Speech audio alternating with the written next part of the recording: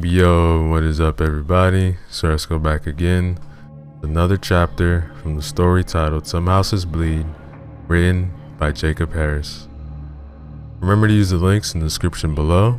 Show love to the author, like, comment, subscribe. Chapter 10. Jessie was at home on her computer. Her investigation into Raid's odd choice of houses was continuing. As she worked, she was on the phone with Maria.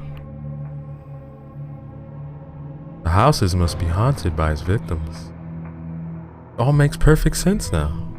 Ray's a serial killer that kills his victims in these houses, so they become haunted, thus satisfying his sick and twisted desire to have sex with ghosts.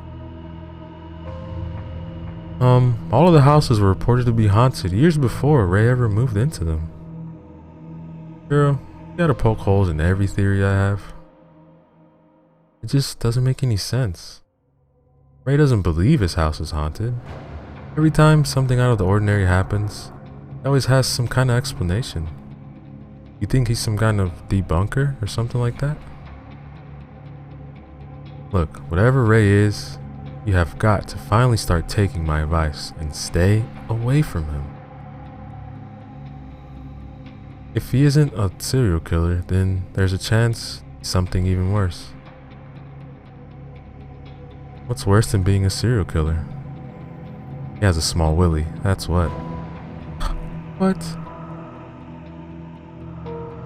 Before either could say another word, the distant sound of glass breaking and kids screaming could be heard on Maria's end. Girl, I gotta go. Someone just broke something, now I have to go break them. And with that, the call was over. Do these houses have a connection? Wondered Jessie, scanning over the information on her computer screen. Or is it just all one big coincidence? That night, Ray, who now had bandages all over his body due to his most recent accident, was having a dreadful time in bed. He had been able to fall asleep, but he was suffering greatly.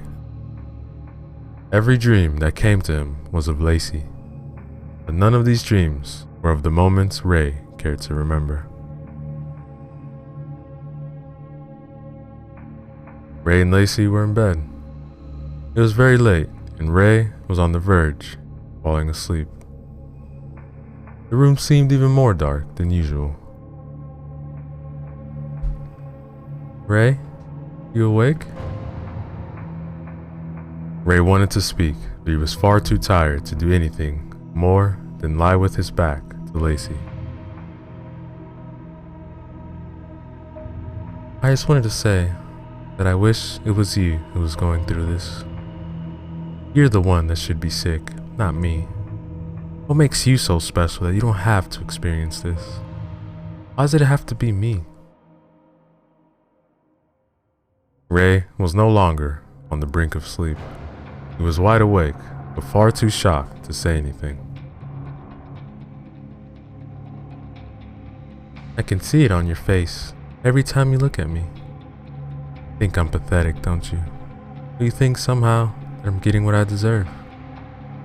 How dare you think these things of me? I won't let you get away with this, Ray. One way or another, you're going to regret this. Ray had opened his mouth and was about to say something when Lacey spoke again. You're a shitty human being, Ray. But you're an even shittier husband. I hate you. Ray was ripped away from his slumber after being forced to live through one of the most horrible moments of his life. Being quite parched now, Ray made his way downstairs into the kitchen where he quickly drank down a full glass of water. On the way back to his bedroom, Ray stopped by a picture of Lacey in the living room. When he picked it up, the glass cracked. It's a This is what happens when you buy a picture from a yard sale.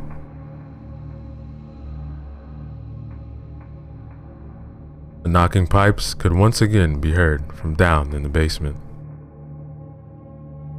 Ray whipped the basement door open and flipped on the light switch, but the light refused to turn on. I'll have to deal with you another time. For what felt like an eternity, Ray attempted to get back to sleep, but there was no way he could succumb to his fatigue, as all the noise in the basement keeping him up. Having had his fill of obnoxious noises for one night, Ray took his pillow and the blanket and marched out of the house to his car. For the night, Ray's back seat would serve as his bed.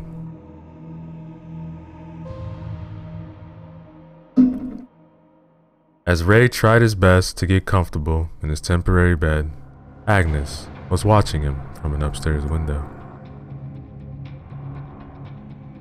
Ray was jerked awake the following morning by an elderly couple out for a walk. "Go sleep somewhere else, you bum," exclaimed the wife before banging angrily on the window. The first order of business for Ray that morning to go to the local hardware store and buy some supplies to put an end to the banging pipe once and for all. Ray's haggard look got him more than his fair share of looks. "You look like hell, son." "Well, I feel like hell." With no one being home, it was the most perfect opportunity for Estill and Warren to sneak their way into Ray's house. Warren was quite the lockpicker, so the couple had no trouble getting in. Warren was about to light the curtains in the living room on fire again, but Estill stopped him. "Look, there's no need to rush it. Just start fire in the basement." "Why will we do that?" "Because we start the fire on the ground floor, then it'll burn both upward and downward. It'll take too long, and it'll give the fire department time to put it out. We start the fire down in the basement, then it only has to burn upward."